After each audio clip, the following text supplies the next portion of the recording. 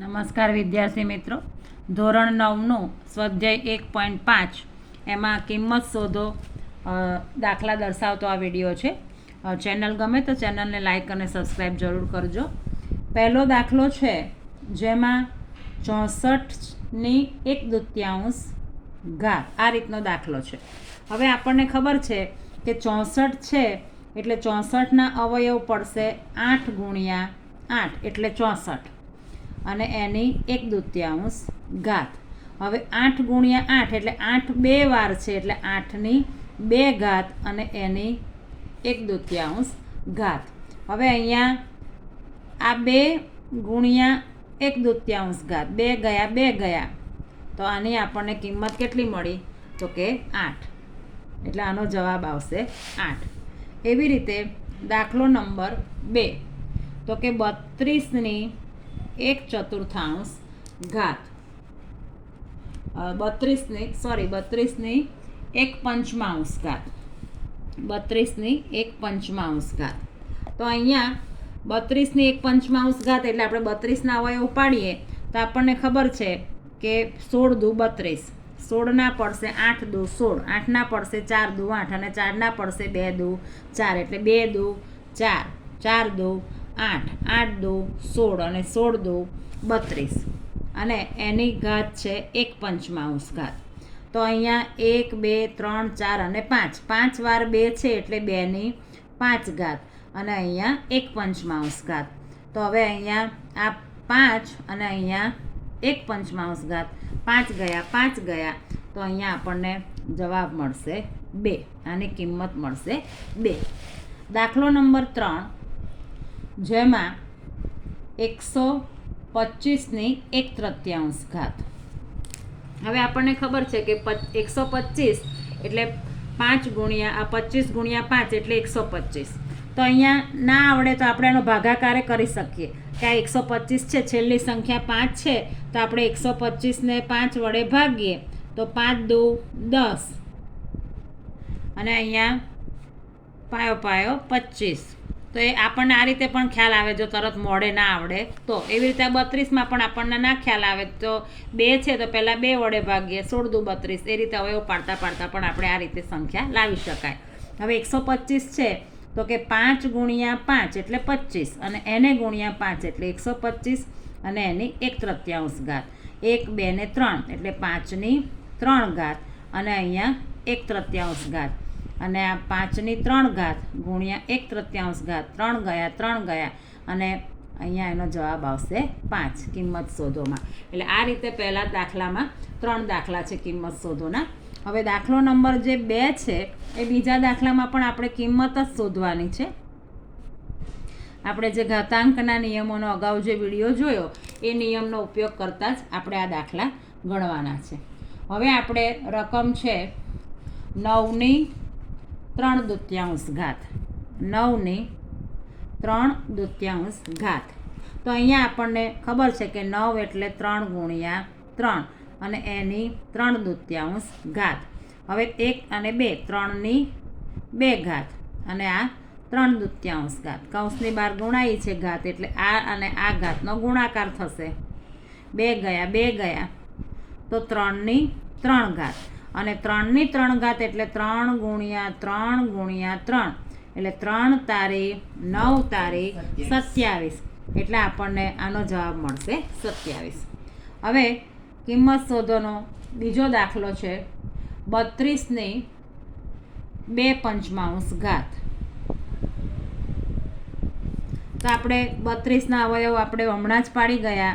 2 દુ 4, 4 દુ 8, 8 દુ 16 અને 16 દુ 32 અને એની ઘાત છે 2/5 ઘાત. તો 1 2 3 4 અને 5 એટલે 2ની 5 ઘાત અને 12 2/5 ઘાત. હવે આ બે ઘાતાંકનો ગુણાકાર થાય તો 2ની 5 ગુણ્યા 2/5 ઘાત. 5 ગયા તો 2નો વર્ગ અને 2નો વર્ગ એટલે 2 દુ 4. તો આની આપણને કિંમત મળશે 4. એવી જ રીતે દાખલો નંબર 3, ત્રીજો દાખલો જે છે એ 16ની ત્રીજો દાખલો આપણી પાસે છે એમાં છે 16⁻³ ઘાત. તો અહીંયા આપણે 16ના અવયવ પાડીએ, 2 દુ 4, 4 દુ 8, 8 દુ 16 અને એની 3/4 ઘાત. 1 2 3 4 તો 2⁴ ઘાત અને અહીંયા 3/4 ઘાત. હવે આ બંને ઘાતાંકોનો ગુણાકાર થાય એટલે 2⁴ ઘાત ગુણ્યા 3/4 ઘાત. 4 ગયા 4 ગયા તો 2⁵ ઘાત અને 2⁵ ઘાત એટલે 2 દુ 4 દુ 8. તો આપણને એની જે કિંમત શોધવાની છે એ કિંમત મળશે 8. અને એક વિદ્યાર્થી મિત્રો તમને હિન્ટ આપું કે અહીંયા છેદમાં 4 હોય એટલે સમજી જવાનું કે અહીંયા જે સંખ્યા હશે એની 4 ઘાત જ આવશે, એટલે આપણને દાખલો ગણવામાં સરળતા રહે. અહીંયા છે 125ની -1/3 ઘાત. તો હવે અહીંયા આપણને ખબર છે કે 125 એટલે 5 ગુણ્યા 5 ગુણ્યા 5 અને એની -1/3 ઘાત.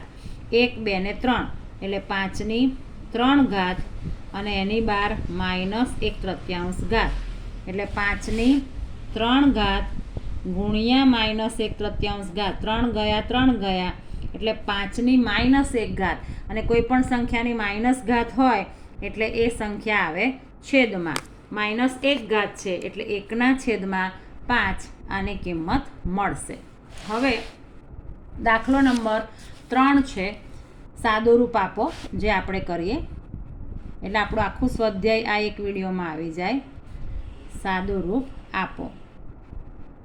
તો એમાં પહેલો દાખલો છે એની કિંમત છે 2 એની રકમ છે 2⁵ ઘાત અને 2⁵ ઘાત. 2⁵ ઘાત. હવે અહીંયા આપણે ઘાતાંકનો જે નિયમ શીખ્યા કે આધાર સરખા તો ઘાતાંકોનો સરવાળો. અહીંયા 2 આધાર છે ને આ 2 ઘાતાંક છે એટલે અહીંયા આધાર સરખો છે તો આ બંને ઘાતાંકોનો શું થશે? સરવાળો. હવે જ્યારે ઘાતાંકોનો આપણે સરવાળો કરતા હોઈએ તો અહીંયા આપણે બંનેના છેદ જુદા જુદા છે. છેદ જુદા જુદા છે એટલે આપણે એનો લસા લેવો પડશે. લસા લેવા માટે આ 2નો ગુણાકાર કરીએ તો 5 તારી 15. 15 લસા છે તો અહીંયા 3 છે તો 15 લાવવા માટે અંશ અને છેદને 5 વડે ગુણવું પડે. એટલે કે આ 5 વડે અંશ અને છેદને ગુણવું પડે અને આ 3 વડે અંશ અને છેદને ગુણવું પડે. તો અહીંયા આ 1/5 છે એને અંશ અને છેદને 3 વડે ગુણીએ તો અહીંયા 5 દુ 10 અને 5 તારી 15. એવી રીતે અહીંયા 3 એકુ 3 અને 5 તારી 15. હવે બંનેના છેદ સરખા થઈ ગયા એટલે અંશનો શું થશે? સરવાળો. એટલે 10 + 3 છેદમાં 15 અને 10 + 3 એટલે 13 છેદમાં 15. તો આ આપણે એનું સાદુરૂપ આપેલું કહેવાય. એવી રીતે આપણે દાખલો નંબર 2. તો બીજા દાખલાની રકમ છે 1/3 ઘાત અને એની બાર છે એની 7 ઘાત. તો અહીંયા આ ઘાતાંકનો નિયમ જોઈ ગયા એમ આ ઘાત આને પણ લાગે, અંશને પણ લાગે અને છેદને પણ લાગે. તો આ 1/7 ઘાત અને છેદમાં આ 3 ઘાત તો હતી જ અને આ 7 એની જોડે ગુણાય. હવે કોઈ પણ સંખ્યા 1 હોય એની 7 8 10 1000 ગમે તે ઘાત હોય જવાબ આવે 1 અને છેદમાં 3/7 તારી 21 ઘાત. હવે છેદમાં 21 છે અને જો હું અંશમાં લાવું તો એની ઘાત શું થશે? માઇનસ. એટલે 3/-21 ઘાત એનો જવાબ આવશે. દાખલો નંબર 3, ત્રીજો દાખલો, જેમાં એની કિંમત છે 11/1/2 ઘાત અને 11/1/4 ઘાત. હવે અહીંયા આધાર સરખો છે અને ભાગાકાર છે. આપણે જે ભાગાકારનો નિયમ શીખી ગયા કે આધાર સરખો તો ઘાતાંકોની બાદબાકી થાય. એટલે અહીંયા ઘાતાંકોની બાદબાકી થશે. હવે અહીંયા લસાઅ થશે 4. 4 લાવવા માટે 2ને ગુણવા પડે 2 વડે અને ના આવડે તો આને 4 વડે ગુણો અને આને 2 વડે ગુણો. એ રીતે પણ આપણે કરી શકાય. અને લસાઅ 4 લેવો હોય તો આને 2 વડે ગુણવો પડે. તો અહીંયા 1/2 છે એને આપણે અંશ અને છેદને 2 વડે ગુણ્યા. આના છેદમાં તો 4 છે એટલે આને કશા વડે ગુણવાની જરૂર નથી. તો અહીંયા 2 એકુ 2 અને 2 દુ 4 અને અહીંયા 1 છેદમાં 4. હવે બંનેના છેદ સરખા થઈ ગયા. તો અહીંયા આ 11 2 ઓછા 1 છેદમાં 4 છેદ સરખા એટલે અંશની બાદબાકી થશે.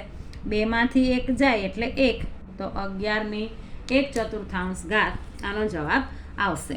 અને છેલ્લો દાખલો નંબર 4, જેની રકમ છે 7/1/2 ઘાત અને 8/1/2 ઘાત.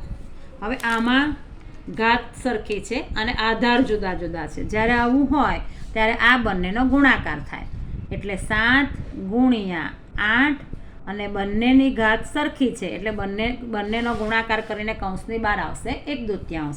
તો 8 × 56 એટલે 56/1/2 ઘાત આનો જવાબ આવશે. 2 સ્ટેપમાં દાખલો થઈ જાય. આધાર બંનેનો સરખો એટલે આ ઘાતાંક બંનેની સરખી, આધાર જુદા જુદા એટલે બંને આધારનો થશે ગુણાકાર. એટલે અહીંયા સ્વાધ્યાય પૂરું થાય છે. વિડીયો ગમે તો ચેનલને લાઇક અને સબસ્ક્રાઈબ જરૂર કરજો. Thank you very much.